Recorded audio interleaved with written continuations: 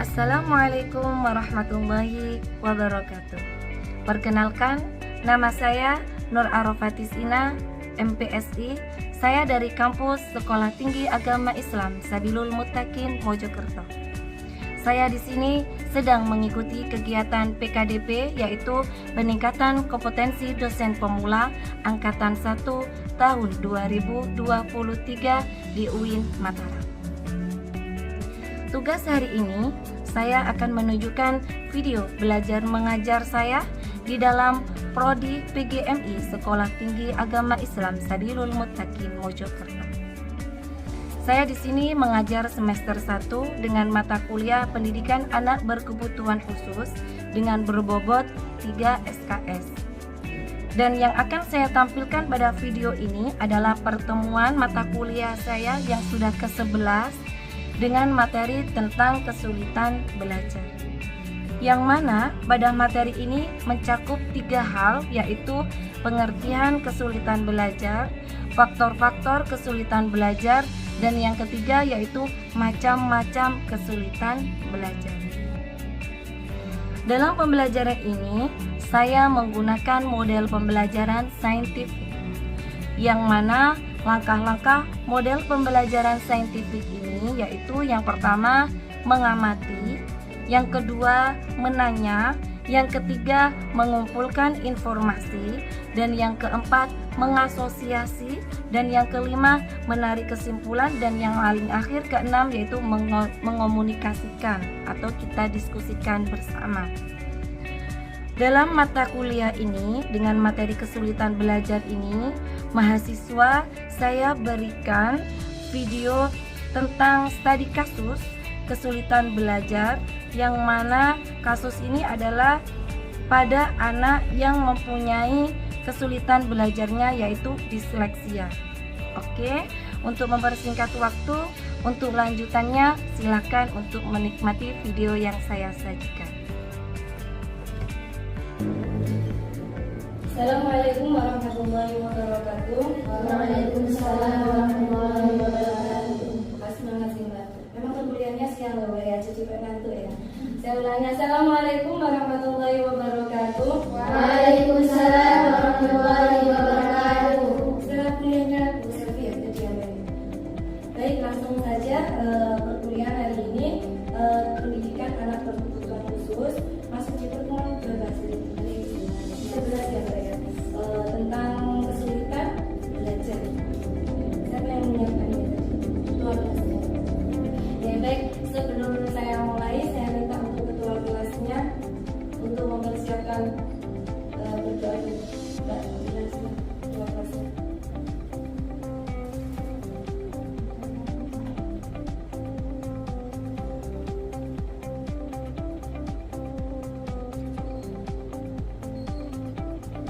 Baik, langsung saja. Sebelum saya mulai, biasanya saya lagi absen ya Mbak ya. Absen aja, tanda tangan ya Mbak ya.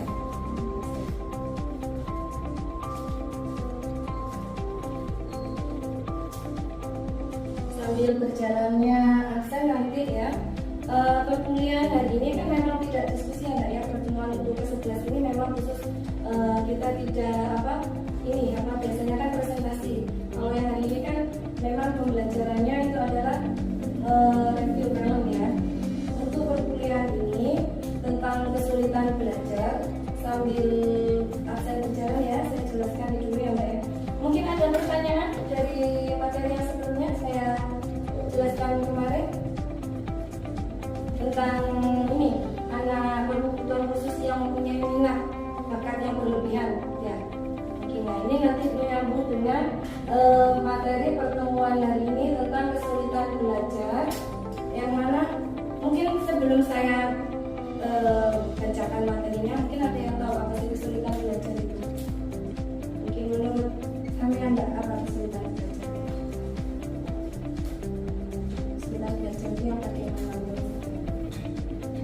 Anak yang memiliki kesulitan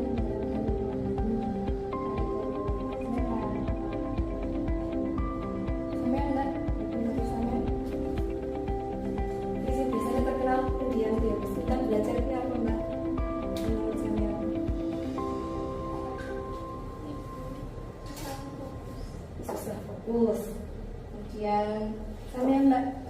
kesulitan belajar? Susah dalam belajar? Bisa dalam. Baik. Hari ini langsung saja, hari ini kita akan membahas tentang pengertian kesulitan belajar, kemudian faktor-faktor kesulitan belajar dan macam-macam kesulitan belajar. Yang pertama yaitu tentang kesulitan belajar. Apa sih yang dari tadi sudah saya jelaskan ya? Kesulitan belajar memang sudah sama yang sudah dijelaskan teman-teman tadi. Kesulitan belajar itu adalah anak yang mengalami hambatan atau penyimpangan pada salah satu lebih pada proses psikologis dasarnya, baik itu mencakup pengertian atau penggunaan bahasanya masih kurang baik ataupun dari perilakunya. Di sini ada hambatan-hambatannya. Yang pertama yaitu tidak mampu mendengar.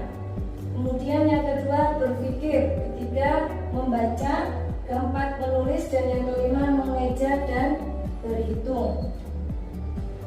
Batasan dalam kesulitan belajar yaitu gangguan persepsi, ada kerusakan otak, MBD, minimal brain dysfunction, kemudian kesulitan membaca, disleksia, dan yang terakhir kelima yaitu gangguan dalam memahami kata-kata, developmental aphasia.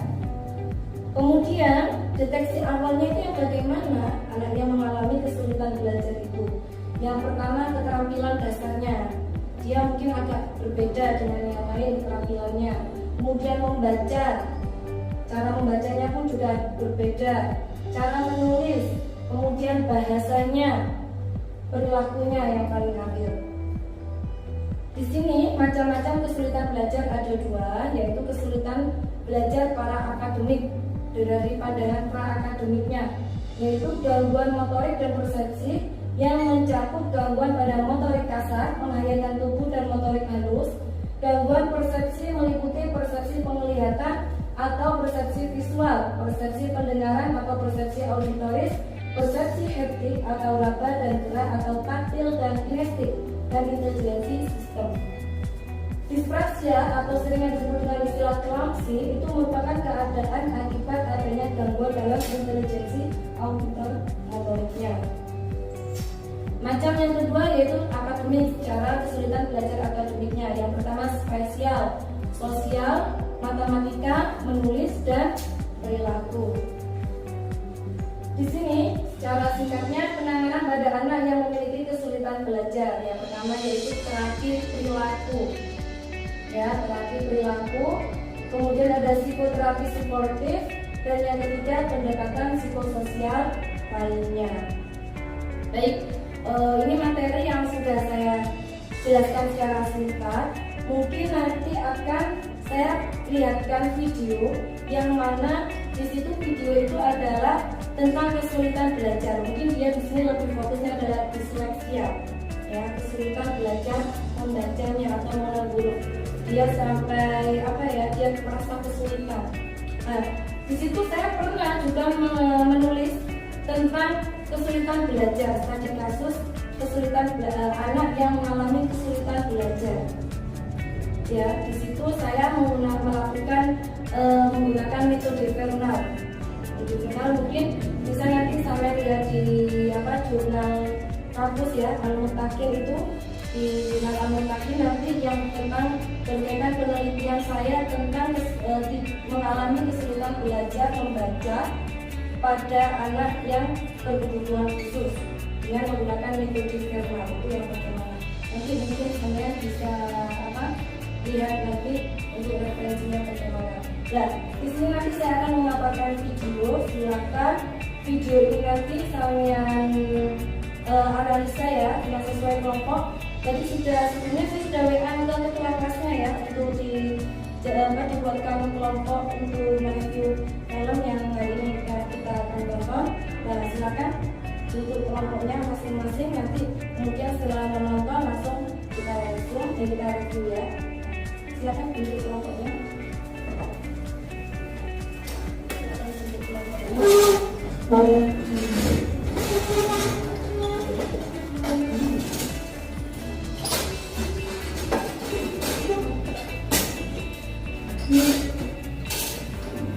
Baik, saya minta nanti ya selama video atau film saya putar, nanti saya minta tolong didiskusikan yang bagaimana sih yang kasusnya tidak hanya kesulitan belajar. Di situ peran keluarga atau peran orang tua itu yang harus bagaimana. Kemudian peran guru itu yang harus bagaimana. Semuanya kan ini jurusan PGMI ya. Jadi harus tahu kita sebagai guru itu yang harus bagaimana. Ya, apakah di film ini nanti patut kita contoh atau tidak? Ya, film yang nanti saya putarkan nanti itu patut kita contoh atau tidak kita sebagai guru. Ya, makanya di sini nanti silakan sampai benar-benar lihat filmnya ini nanti. Nah, di sini nanti ya, sama dia akan dipertemukan beberapa kasusnya tidak hanya disleksia, tapi kasusnya juga peran keluarga atau orang tua itu yang harus bagaimana. Kemudian yang kedua, peran sebagai guru itu yang harus bagaimana, ya, dan sampai bagaimana cara menanggapinya ketika sampean punya murid seperti yang diceritakan di film ini.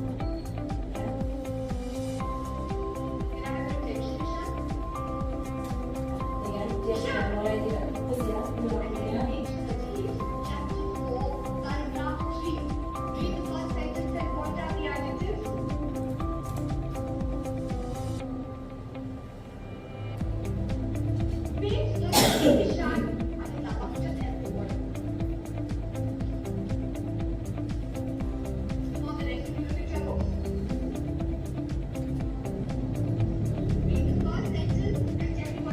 Gurunya belum mengetahui kalau dia punya kesulitan.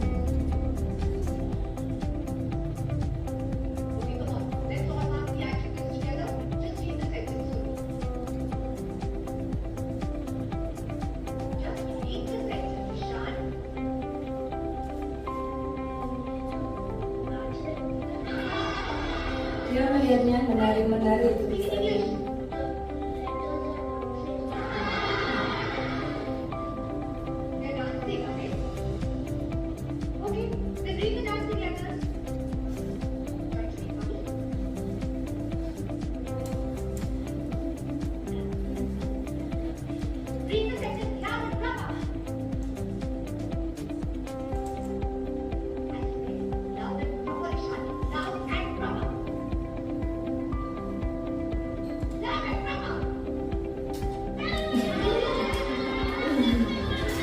Nah, ini salah satu guru yang sebenarnya nanti kalau sebagai guru jangan seperti ini, karena dia tidak melihat kondisinya, ya.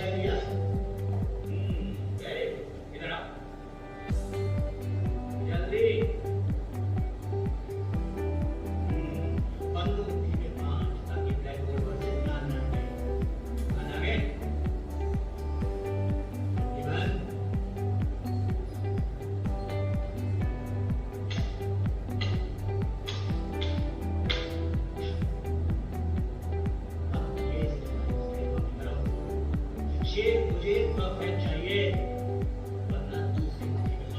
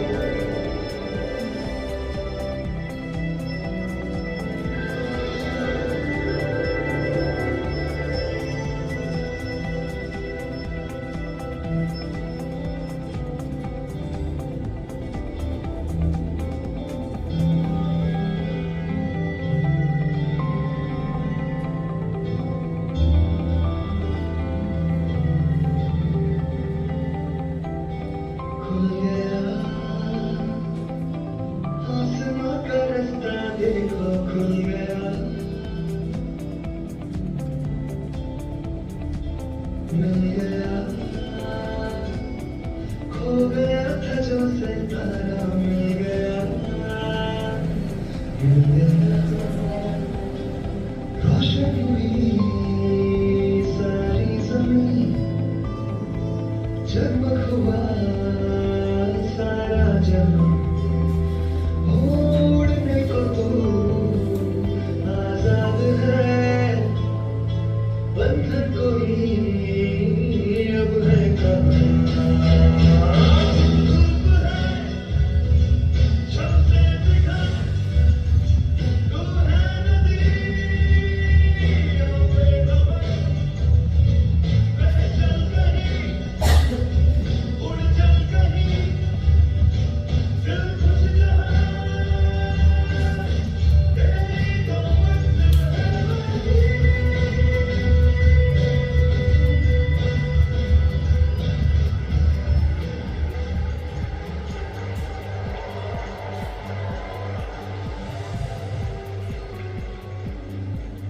वाह, क्या तस्वीर है। रंगीन खिड़कियों के शीशे पार करके गुजरते गुजरते पहुंचे अपने बचपन। सुना, दूसरों का बचपन भी खूब देखा है। चॉइस से तो हमने वादा लिया है, कंपल्सरी ले चलेंगे निपुण सर से। क्यों जॉर्ज सर? लेकिन सर मैं अकेला नहीं, बेल और तिवारी सभी इन दोनों की पेंटिंग में सबसे ज्यादा कलर है। ठीक है, ये मुझे याद आया, ये खुशखबरी है। अब हमें नया आर्ट टीचर ढूंढने की जरूरत नहीं पड़ेगी। लेकिन सर अब ट्यूलिप स्कूल के साथ साथ हमारे स्कूल में भी पढ़ाएंगे।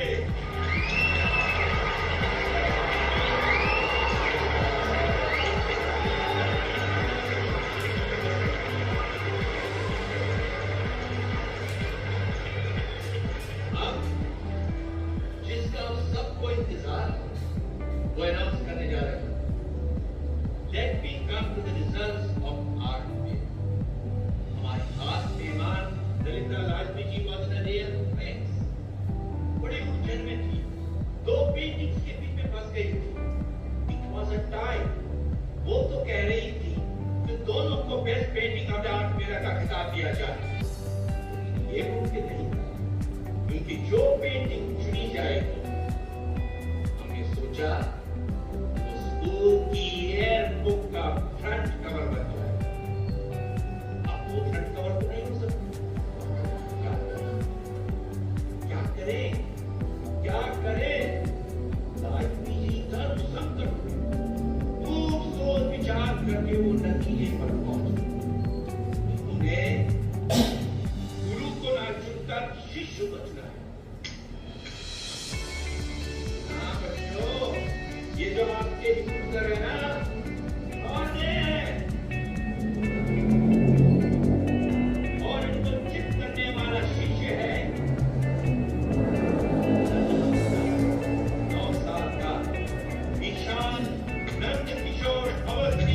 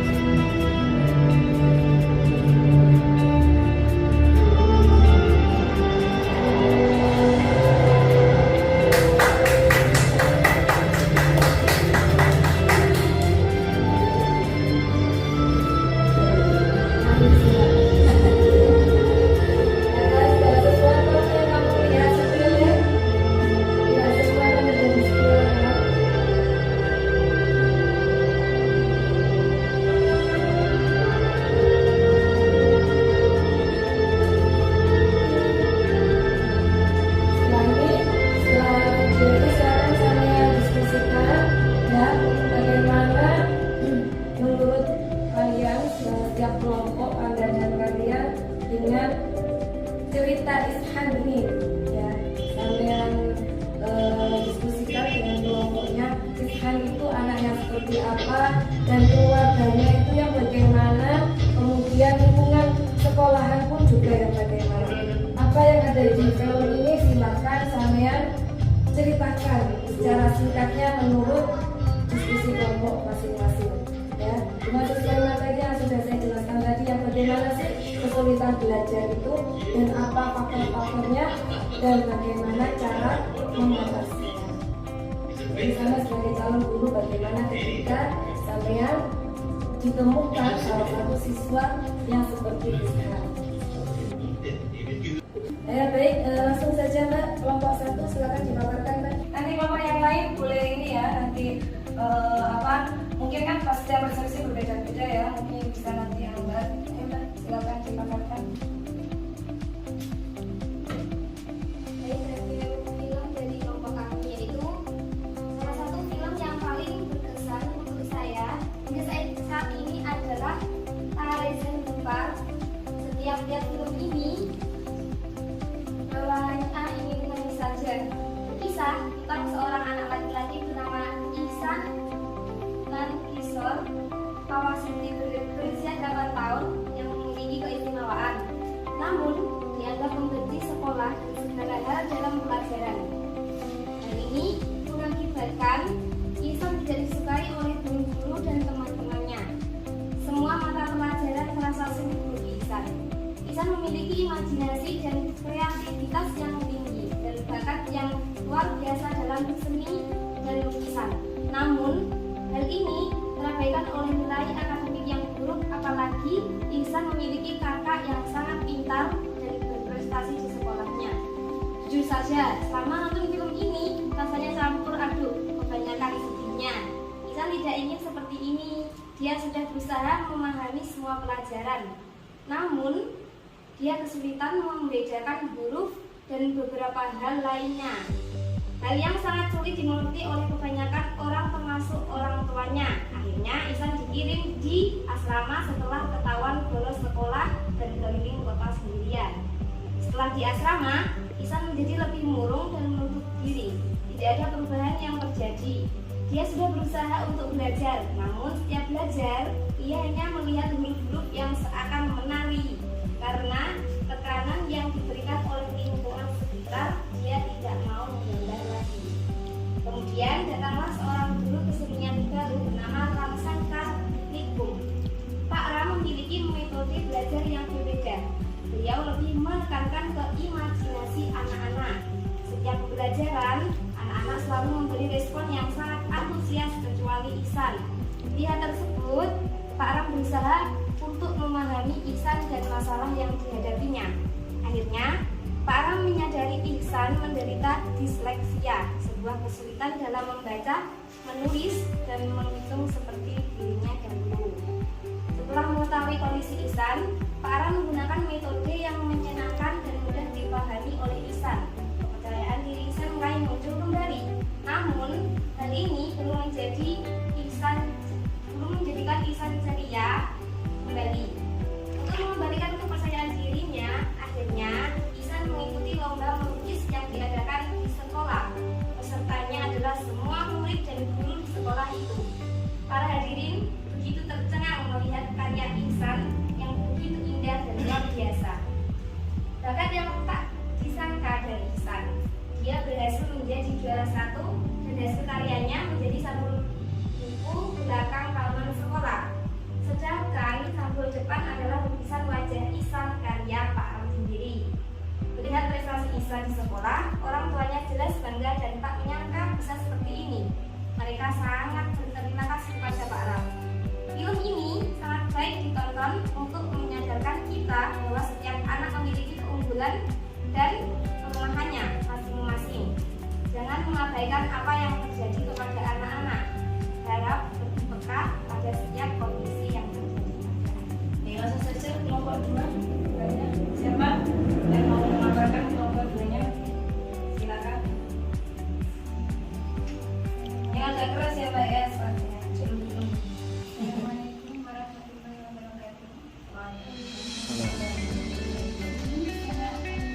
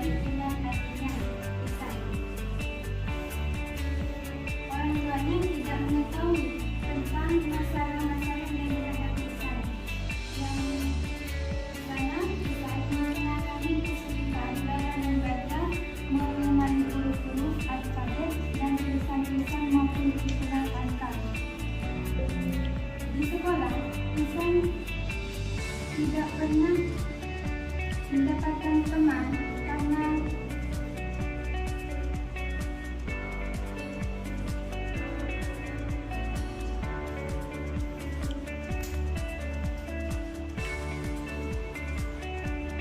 keterbatasannya dalam membaca dan menulis dan memahami pelajaran. Kemudian ia dimasukkan pada asrama disebabkan suatu hari dia ketahuan bolos sekolah dan bergerak dengan di keliling kota. Setelah Ihsan di asrama, dia nampak perubahan dalam dirinya. Dia mendapat sering diperhatikan teman lantaran keterbatasannya tadi dalam memahami pelajaran. Pada suatu ketika, dia bertemu dengan seorang guru yang bernama Ram yang mendatanginya ke rumah untuk melihat semacam kisah-kisah yang pada saat itu dia sangat terkejut karena melihat sangat indahnya lukisan yang dibuat oleh Ihsan.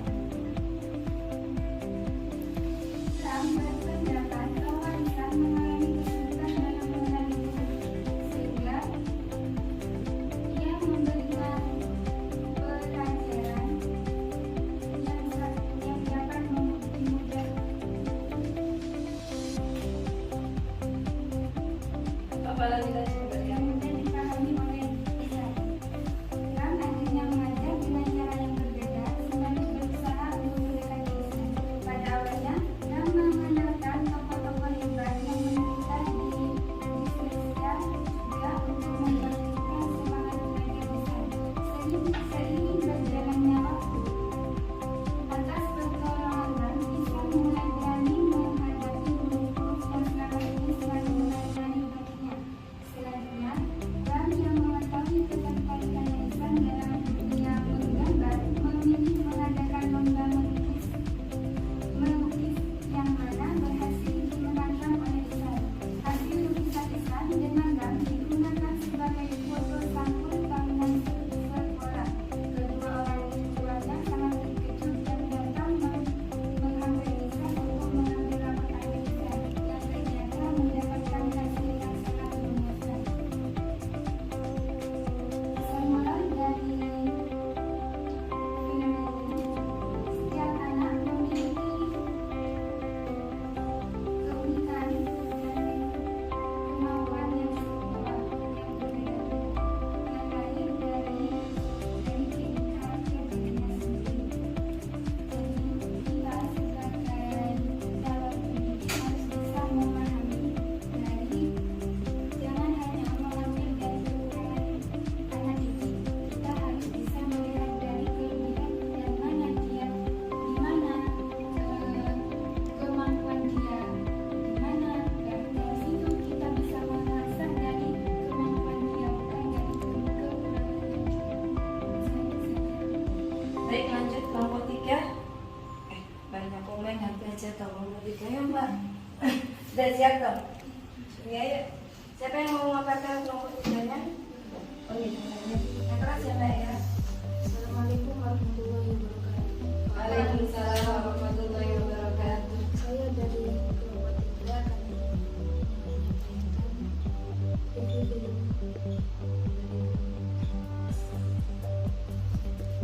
Ini langsung aja. Film ini mengisahkan seorang anak bernama Ihsan Awasti yang sedang menjalani tahun keduanya di kelas 3. Ihsan mengalami kesulitan dalam membaca, membuat sang ayah menganggap Ihsan hanyalah seorang anak yang nakal dan malas belajar karena dia berbanding terbalik dengan kakaknya Johan. Suatu ketika, Ustaz dan Miss Awasti dipanggil ke sekolah untuk menerima tentang laporan belajar Ihsan yang tidak menunjukkan perkembangan sama sekali. Juga membuat sang ayah geram dan menjadikannya dan mengirimnya ke sekolah asrama. Ihsan tidak ingin bersekolah di sekolah asrama. Di sana, ia tidak diperlakukan dengan baik, selalu dicemooh dan dimarahi oleh gurunya karena Ihsan sulit menerima materi pembelajaran. Akhirnya, Ihsan berubah menjadi anak yang pendiam. Ihsan yang suka melukis pun perlahan-lahan Ihsan lagi. Beberapa waktu kemudian muncullah seorang guru bernama Ramsyatan Bintu. Beliau mengajar dengan sabar dan tidak memaksa Ihsan harus bisa seperti temannya yang lain.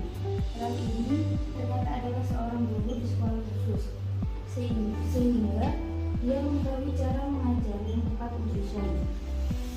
Ram selalu menaruh perhatian lebih pada Ihsan, hingga akhirnya dia menyadari bahwa Ihsan mengalami disleksia. Dengan berbekal buku sekolah Ihsan, Ram mengunjungi orang tua Ihsan dan menjelaskan kepada mereka tentang keadaan Ihsan. Di kediaman Aswati, Ram menemukan banyak sekali lukisan milik Ihsan.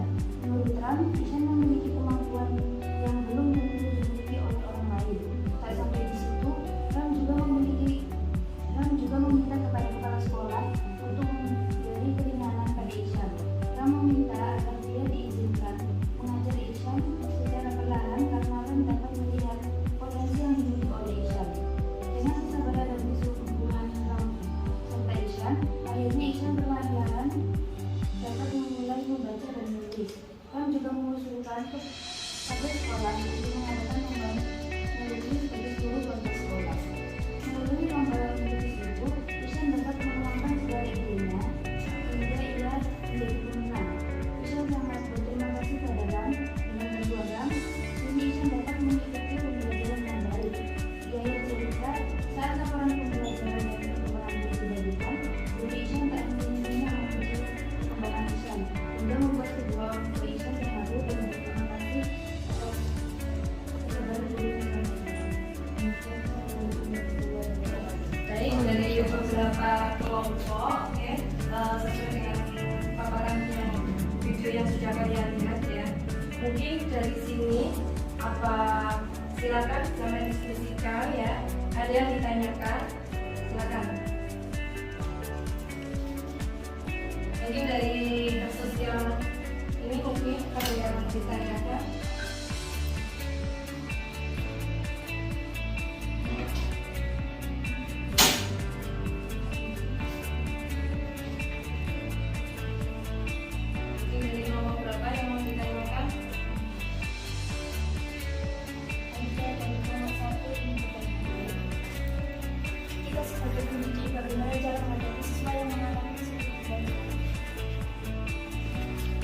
Ada yang lain?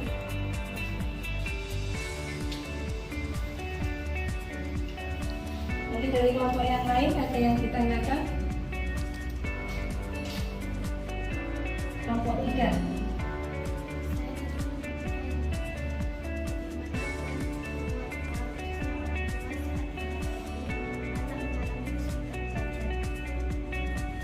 Baik.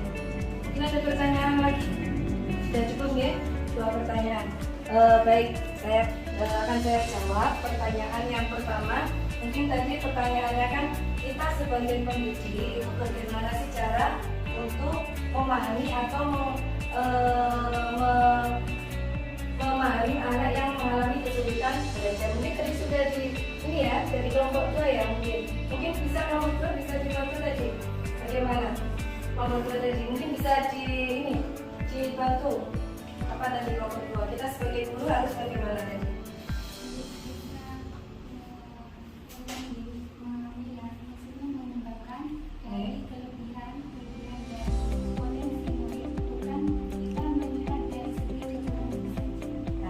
Mungkin dari salah satu bagaimana cara kita memahami ya. Mungkin yang dijawab dari kelompok 2 itu seperti itu. Nah, kita sebagai guru itu yang pertama harus tahu melakukan tes diagnostik. Jadi kita tidak boleh langsung wah ini memang ada kelainan, dia memang ada kelainan. Kayak seperti contoh tadi kan ada ya sebagai guru dia malah tidak berpendidikan, seperti tidak melihat atau tidak menghargai bagaimana perilaku yang berbeda dari teman yang lain. Nah, kita sebagai guru kalau ketika ada perilaku atau tingkah yang tidak sama atau tidak sesuai dengan teman yang lainnya, maka tahap yang pertama yaitu kita melakukan tes diagnostik. Ya, tes diagnostik itu yang bagaimana? Tes diagnostik itu mencari atau atau melihat perilaku yang bagaimana yang menyimpang pada anak tersebut, pada Ishan tadi. Setelah itu, hasil tes diagnostiknya dapat dijadikan acuan dalam mengatasi permasalahan belajar terhadap Ishan tersebut. Baru kita boleh mengatakan, oh dia memang ternyata mengalami kesulitan belajar. Di mananya? Kan seperti itu. Makanya kita butuh tes diagnostik. Kemudian yang kedua yaitu mengenali karakteristiknya siswa. Jadi kita harus benar-benar memahami. Jadi kita itu memang jadi guru itu jangan mengejar anak ini harus pintar, harus sesuai dengan harapan sampai sebagai guru. Jangan, tapi sampai harus bisa memahami dulu karakteristiknya. Dia maunya apa, si A maunya apa, si B maunya apa, si C maunya apa.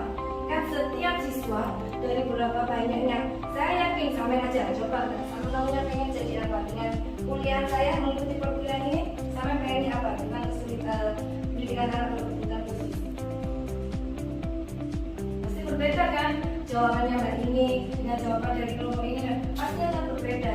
Mungkin sampai di sini wis mau datang kuliah ya wis ngomong apa materinya, pasti ada yang seperti itu atau yang lebih saya pengen tahu bagaimana sih anak yang berkebutuhan khusus itu. Nah seperti itu, jadi kita sebagai guru harus bisa memahaminya. Kemudian yang ketiga, menggunakan prior knowledge. Apa sih itu? Pengetahuan awal yang sudah dimiliki oleh siswa dari pengalaman atau pengetahuan yang didapat sebelumnya, dapat menjadi sebuah metode pendekatan oleh guru. Jadi kita sebagai guru itu harus tahu, ya harus memahami. Makanya dari hasil diagnostik tadi, tahap yang pertama tadi, ya. Kemudian tahap yang keempat, melibatkan siswa dalam pembelajaran. Maksudnya di sini cara membutuhkan kesabaran dan keuletan jadi guru. Kita sebagai guru harus telaten, jadi harus ulet. Siswa yang bagaimana dapat memberikan stimulasi seperti itu. Kemudian tahap selanjutnya yang kelima, biasakan siswa untuk membuat catatan. Maksudnya di sini tuh cara mengatasi kesulitan siswa dalam belajar itu dengan biasakan siswa untuk membuat catatan atau mapping, ya. Kemudian selanjutnya tahap selanjutnya pendekatan secara individual. Nah, seperti yang sudah dilakukan gurunya tadi ya, ada pendekatan individual. Jadi guru kalau sudah mengetahui perilaku yang menyimpang pada anak kita, anak didik kita, maka kita observasi. Kita observasinya tidak hanya di kelas, tapi di mana? Di keluarganya. Karena ketika kita hanya mengobservasi di dalam kelas saja itu tidak cukup, ya Mbak ya, tidak cukup. Jadi kita harus mendekati. Makanya peran orang tua itu adalah sangat penting. Kalau yang kita lihat tadi kan orang tuanya tidak sangat mendidik, ya kan? Karena apa? Ada perbandingan atau ada perbedaan dengan kakaknya yang selalu mendapatkan juara. Sedangkan adiknya Ishak dia mengalami kesulitan dalam belajarnya. Memang setiap anak itu tidak harus sama karakteristiknya, ya. Makanya peran orang tua sangat penting. Mungkin ini tadi ya juga menyambung di pertanyaan kelompok 3 ya. Bagaimana cara keluarga atau peran keluarga saat menghadapi atau mempunyai anak mengalami kesulitan belajar. Sama yang dilakukan seperti orang tuanya Ishan, ya itu semua tidak berpendidikan. Padahal apa? Dia orang tuanya bekerja, ya kan, orang kantoran, tapi dia tidak bisa memberikan motivasi pada anak-anaknya.